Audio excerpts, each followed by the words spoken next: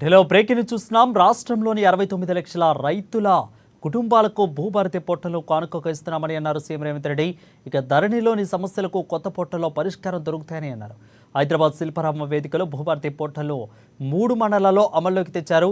గత సర్కారు రెవెన్యూ ఉద్యోగులను తప్పుడు వ్యక్తులుగా చిత్రీకరించారని అన్నారు. జూన్ 2 నుంచి రాష్ట్ర వ్యాప్తంగా పూర్తి స్థాయిలో అమల్లోకి వస్తుందని అన్నారు రేవంత్ రెడ్డి. ఈ కార్యక్రమంలో డిప్యూటీ సీఎం బట్టి విక్రమార్క మంత్రులు పాల్గొన్నారు.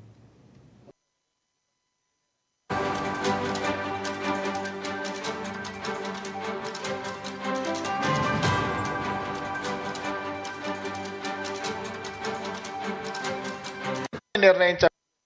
కార్డు ప్రతి ఒక్కరికి గుర్తింపుగా ఈ రోజు ఆధార్ కార్డు తీసుకొచ్చినాం. ఈ రోజు భూమికి భూదారు తీసుకొస్తున్నాం. ఆధారం మనిషికి ఎట్లా గుర్తింపు, భూమికి కూడా భూదారు నెంబర్ ఇచ్చి ప్రతి కమతానికి ఒక ప్రత్యేకమైన నెంబర్ ఇచ్చి ఆ భూమి యొక్క వివరాలన్నిటి కూడా అందులో పొందుపరిచే విధానాన్ని తెచ్చుకుందాం.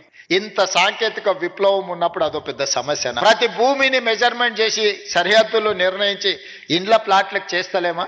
ఇండ్ల ప్లాట్లకు సరిహద్దులు నిర్ణయించినప్పుడు భూమి కొలతలతో పక్కాగా రిజిస్ట్రేషన్ చేసుకోగలిగినప్పుడు వ్యవసాయ భూమిని కూడా పక్కాగా కొలిసి దానికి సరిహద్దులు నిర్ణయించడం పెద్ద సమస్యన? మన రెవెన్యూ సిబ్బంది చేయలేరా ఈ పని? దీన్ని మనకు అసాధ్యమా? తెలంగాణ రాష్ట్రం సాధించిన రెవెన్యూ సిబ్బందికి భూమి హద్దులు నిర్ణయించేది తెలంగాణ రాష్ట్ర హద్దులే నిర్ణయించగలిగిన రెవెన్యూ శాఖ సిబ్బంది భూమి యొక్క హద్దుల్ని నిర్ణయించడంలో పెద్ద సమస్య ఏముంటుందని నేను అడుగుతున్నా. అందుకే రాబోయే రోజుల్లో ప్రతి భూమిని పక్కాగా కొలతలేసి హద్దులు నిర్ణయించి దానికి సంబంధించిన రిజిస్ట్రేషన్ డాక్యుమెంట్ చేసి భవిష్యత్తులో ఎలాంటి సమస్యలకు తావు లేకుండా, ఎలాంటి వివాదాలకు చోటు లేకుండా మన చట్టాన్ని బలోపేతం చేసుకుందాం. కొంతమంది వ్యక్తులు దురుద్దేశంతో ఈ రెవెన్యూ శాఖ మీద సృష్టించిన అపోహలను తొలగించుకునే బాధ్యత మన అందరి మీద ఉన్నది. మీలో ఒకటిగా నేను మాటిస్తున్నా, మనం ఏ తప్పు చేయొద్దు. చట్టాలను పకడ్బందీగా అమలు చేద్దాం. చట్టాలు చేయడమే కాదు, అమలు చేసే విధానంలోనే అసలు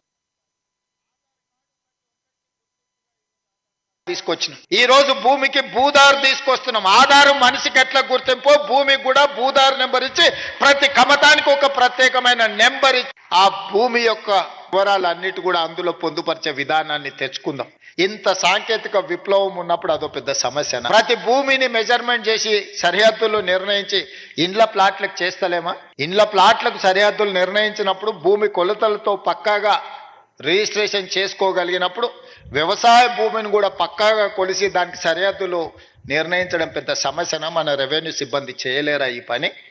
దీన్ని మనకు అసాధ్యమా? తెలంగాణ రాష్ట్రం సాధించిన రెవెన్యూ సిబ్బందికి భూమి హద్దులు నిర్ణయించేది తెలంగాణ రాష్ట్ర హద్దులే నిర్ణయించగలిగిన రెవెన్యూ శాఖ సిబ్బంది భూమి యొక్క హద్దుల్ని నిర్ణయించడంలో పెద్ద సమస్య ఏముంటుందని నేను అడుగుతున్నా.